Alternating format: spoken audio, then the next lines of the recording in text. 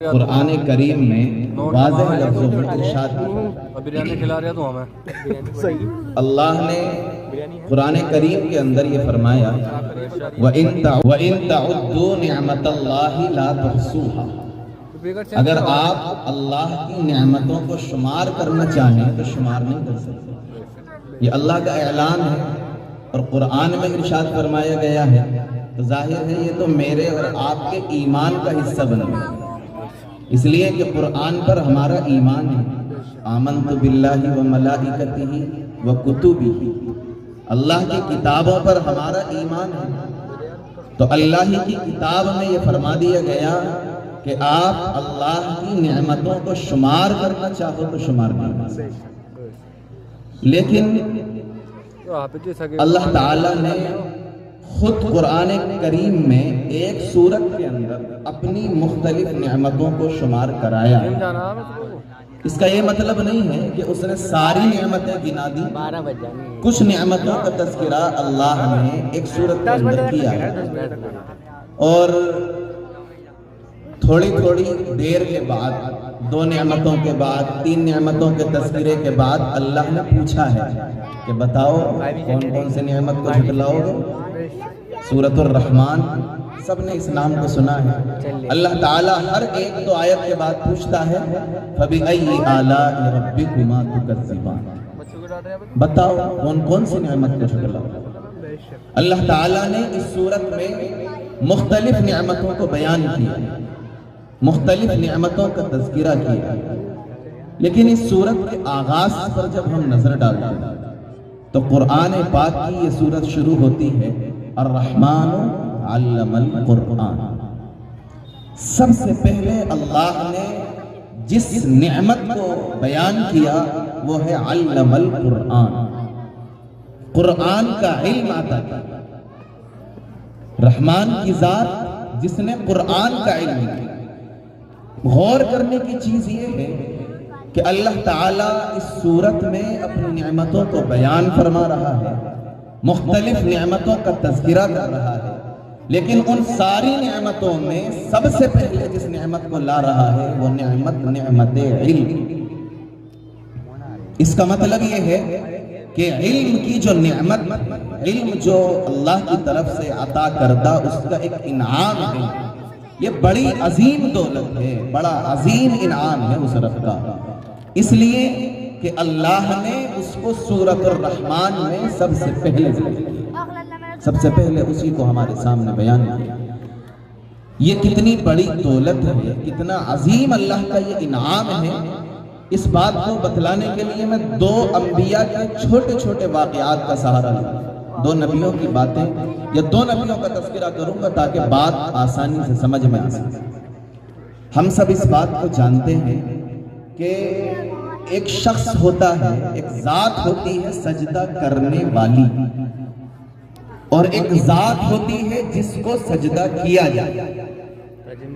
हम नमाज पढ़ते हैं, नमाज में सजदा भी करते हैं, तो एक तो हम हैं सजदा करने वाले और एक वो रब है जिसको सजदा किया जाए। आप मुझे ये बताइए, बहुत आसान सी बात है कि जो सजदा करता है उसका मकाम बड़ा होता है या जिसको सजदा किया जाता है उसका मकाम बड़ा होता है? जिसको किया जाता है, जिसको सजदा किया जाता है वो अजीम शान होता है, उसका मकाम बड़ा होता है, उसका दर्जा बुलंद होता है, उसकी हैसियत बड़ी होती है। सजदा करने वाला वो कहां से बड़ा हो जाएगा? अल्लाह ताला ने उसकी बॉडी में जो आज़ा रखे, सबसे नीचे पैर बनाए और सबसे ऊपर सर बनाए। इस पूरी बॉडी में जो सबसे बुलंद मकाम पर है, सजदे में इंसान उस बुलंद मकाम वाली शय को सबसे पस्त मकाम वाली शय के बराबर में लाकर रख देता है। यानी जमीन पर पैर है और जमीन पर ही पेशानी रख देता है। इससे बड़ी जिल्लत, यानी इस इबादत में यही तो होता है ना, अपने आप को बिल्कुल जलील कर देना होता है, अपने आप को बिल्कुल झुका देना होता है, अपनी खुदी को कुर्बान करना होता है, इज्जत नफ्स को भूल जाना होता है, और दरबार में हाजिर होकर ये पैगाम देना होता है कि ए रब, ये सबसे अजीम चीज थी मेरे पास, मेरा सर था, मेरी बॉडी में सबसे ऊपर था, मैंने अपने कदमों के बराबर में लाकर रख दिया, और क्या कर सकते? 5 मिनट ही इससे ज्यादा और क्या आजिज़ी दिखा सकते? इससे ज्यादा और क्या अपनी बंदगी का इजहार कर सकते? तेरे माबूद होने का इकरार और अपने अब्द होने का इजहार, इससे ज्यादा और कैसे कर सकते? तो बंदा अपने सर को अपने कदमों के बराबर में रख देता है। ये बंदा सजदा कर रहा है, और जिसको सजदा किया जा रहा है वो खालिक और मालिक हम सब का अजीम शान है। इसका मतलब ये है कि जो सजदा करता है उसकी हैसियत कम होती है, और जिसको सजदा किया जाता है उसकी हैसियत ज्यादा होती है। हम चलते हैं आदम अलैहिस्सलाम की तख्लीक के मंजर, हम उसको देखते हैं जरा। अल्लाह ताला कहते हैं फरिश्तों से, उसजुदू ली आदम, आदम को सजदा करो। आदम अलैहिस्सलाम का पुतला बनाया गया, आदम अलैहिस्सलाम को वजूद दिया गया, अबुल बशर है, हम सब के बाप हैं, सारी इंसानियत के बाप हैं आदम अलैहिस्सलाम। जब उनको पैदा किया गया तो अल्लाह ताला ने फरिश्तों से कहा, उसजुदू ली आदम, आदम को सजदा करो। फरिश्तों से सजदा करवाया जा रहा है और आदम को मसजूद बनाया जा रहा है। सजदा करने वाला कमतर होता है, जिसको सजदा किया जाए वो बरतर होता है।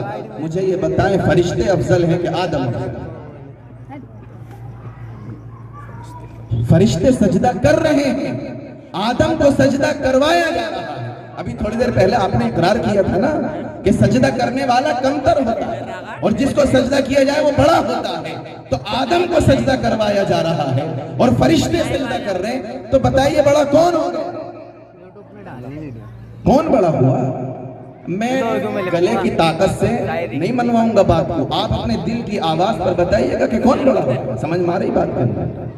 आदम बड़े हो गए, फरिश्ते कमतर हो गए। मेरे पास आज वक्त कम है, वरना मैं इसको भी समझाता कि आखिर आदम इंसान होने के बावजूद जो मिट्टी से बने और फरिश्ते नूर से बने, इंसान नहीं है, और जिनकी सरिश्त में, जिनकी फितरत में गुनाह रखा ही नहीं है, जिन्होंने इंसान की तख्लीक के वक्त एतराज किया कि रब